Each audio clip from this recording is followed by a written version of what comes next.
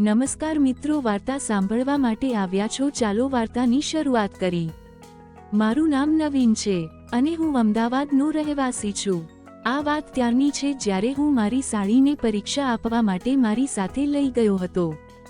અને હા, હું પહેલા તેમને મારા સસુરાલ વિશે થોડું જણાવી દઉં। મારા સસરાજી નોકરી કરે છે અને તેમને 2 છોકરીઓ છે, જેમાંથી એક મારી પત્ની અને બીજી મારી સાળી છે। મારી પત્નીને કોઈ ભાઈ ન હતો, ખાલી તે 2 બહેનો જ હતી। અમારા મેરેજને લગભગ 3 વર્ષ થઈ ગયા હતા। મારી સાળી કાજલ મારી પત્ની કરતાં માત્ર 2 વર્ષ નાની હતી। તેના હજી મેરેજ નહોતા થયા, કેમ કે તેને લાઈફમાં આગળ વધવું હતું। મારી સાળી કાજલ UPSCની પરીક્ષાની તૈયારી કરી રહી હતી। તેને પરીક્ષા આપવા માટેનું સેન્ટર બીજા સિટીમાં હતું।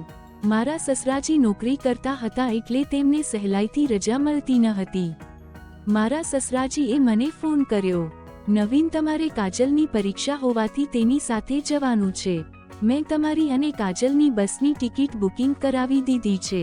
મારા સસરાજીએ મને ક્યારે જવાનું છે કે તે ટાઈમ તારીખ આપી દીધી, એટલે મેં પણ નોકરી પરથી થોડા દિવસની રજા લઈ લીધી હતી।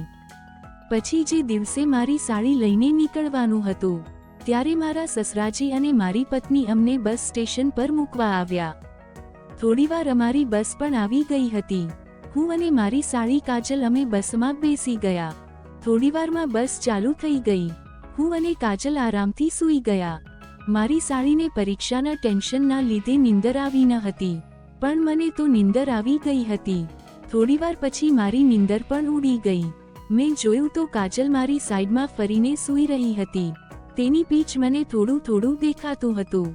પછી મેં ખોટું એવું નાટક કર્યું કે હું સૂઈ ગયો છું। નીંદરમાં ને નીંદરમાં મારો હાથ અડીને ગયો। કાજલ તો જાગતી હતી, પણ તે કંઈ બોલી નહીં અને મારી હિંમત થોડી વધારે થઈ ગઈ। ધીરે ધીરે મેં પગ પણ રાખી દીધો, પણ તે કંઈ બોલી નહીં અને તેને પણ મજા આવી રહી હતી।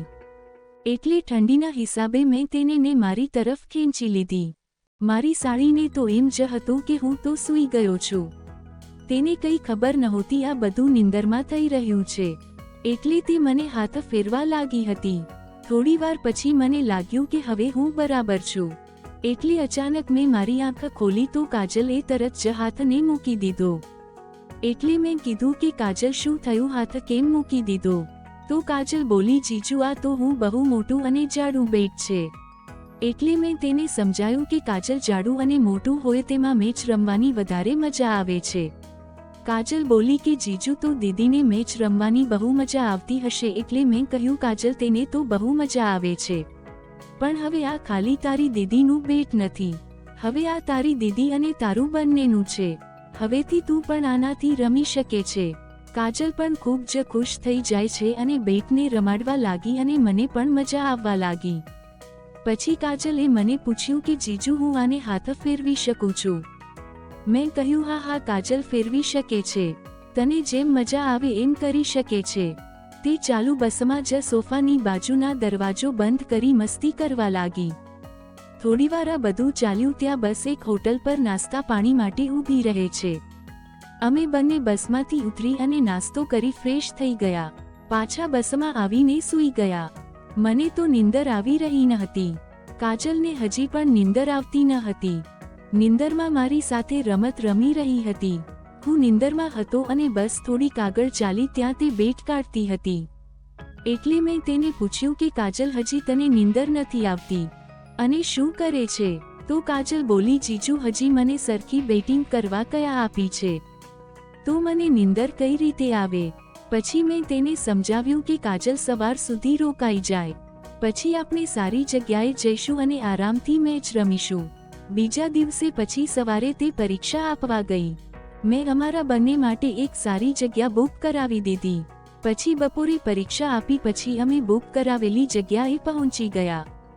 હું માર્કેટમાં જઈ તેના માટે એક નવા કપડાં અને બધો મેકઅપનો સામાન લઈ લીધો અને તેના માટે સોનાની રિંગ પણ લીધી ગિફ્ટ આપવા માટે। અને હું બુક કરાવેલી જગ્યાએ પહોંચી એક વેટરને બોલાવ્યો અને જે સામાન લઈ આવ્યો હતો તે બધો સામાન મારા રૂમમાં મુકાવી દીધો અને ખાલી સોનાની રીંગ મારી સાળી માટે ગિફ્ટ માટે રાખી હતી।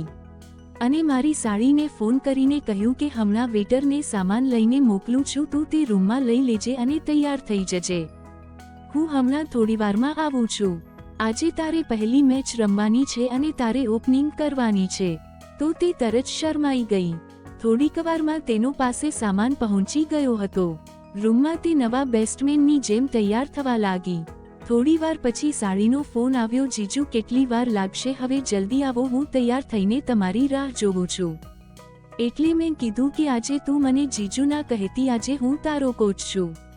એટલે મને તરત જ પત્નીના અંદાજમાં કીધું, અરે સાંભળો છો, મને તમારી ખૂબ યાદ આવે છે. તમે ક્યાં રોકાઈ ગયા? હવે જલ્દી આવી જાવ. મિત્રો, તેના આવા અંદાજથી મને ખૂબ જ ખુશી થઈ રહેતી. મેં કીધું બસ થોડી વારમાં આવ્યો મારી રાણી, બસ 5 મિનિટ બેસો, તારી પાસે આવી જઈશ. હું માર્કેટમાં પીવાનું લેવા ગયો હતો. તારે પીવું છે તો તારા માટે પણ લેતો આવું છું. તરત જ બોલે કે આજે તો હું તમારી પત્ની છું, તમારે મને જે પીવડાવવું હોય તે પીવડાવી દેજો, હું બધું જ ખુશીથી પી લઈશ. મારા રાજા પણ બસ હવે જલ્દી મારી પાસે આવી જાવ, મારાથી રહેવાતું નથી. નાજુક નમણી રાહ જોઈ બેઠી હતી. બસ હવે મોડું કર્યા વગર જલ્દીથી આવી જાવ. મારી સાળીની આ વાત સાંભળી હું ખૂબ જ ખુશ થઈ ગયો. પછી મને જે કીધું તે આજે જે પીવડાયું તે પીવડાવવાનું, અને હું ના નહીં પાડું. મને સમજાયું કે મલાઈ પણ પીવા માંગતી હશે, પણ હું બધું લઈ અને હોટલ તરફ ગયો અને રૂમનો દરવાજો ખોલ્યો. તે પોતે પણ નવી બેસ્ટમેન નાજુકની હેલ્મેટ ઓઢીને બેઠી હતી. મારી રાહ જોઈ રહી હતી, જાણે મારી લાઈફની પહેલી મેચ હોય અને મારી જ પ્લેયર મારી રાહ જોતી હોય. તેની પાસે જઈ મેં બેસી ગયો. તે ધીમેથી બોલી કે પહેલી મેચની ગિફ્ટ નહીં આપો. મેં ગિફ્ટ આપી અને તે ગિફ્ટ ખોલી તો તે ખૂબ જ ખુશ થઈ ગઈ અને મને કહેવા લાગી, તમે જરા તમારા હાથથી પહેરાવી દો. મેં હેલ્મેટ ઊંચો કર્યો અને રિંગ પહેરાવી દીધી. યાર, તે એટલી નાજુક અને નમણી ખૂબ જ ખૂબસૂરત હતી. એક જ નજર જોઈ અને મારું શરીર પણ ગરમ થવા લાગ્યું. પછી તો ભાઈ મેં પણ રાહ જોયા વગર ક્રિકેટ રમવાનું ચાલુ કરી દીધું. મને વિચાર આવ્યો કે હજી મારી સાળી પહેલી વાર રમે છે, તે રમત નહીં રમી શકે, તે બધી રમત બગાડશે. એના કરતાં આજે પહેલા થોડું પીવડાવું, તેનાથી તેને સારું રહેશે. મેં પીવાનું કીધું એટલે કાજલ બોલી, તમને મજા આવે તે પીવડાવો દો.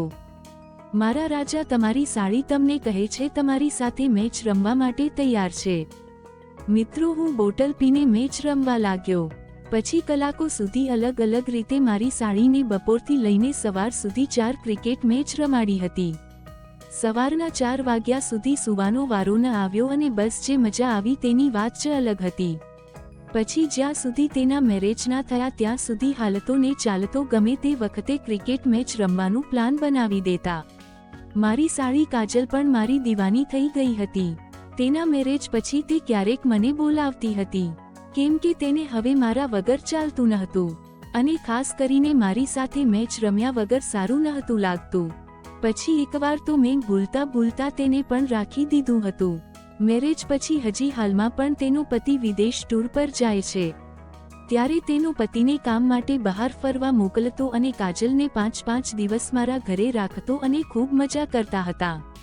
આવી જ વાર્તા સાંભળવા માટે ચેનલને સબસ્ક્રાઇબ કરજો દોસ્તો. ધન્યવાદ.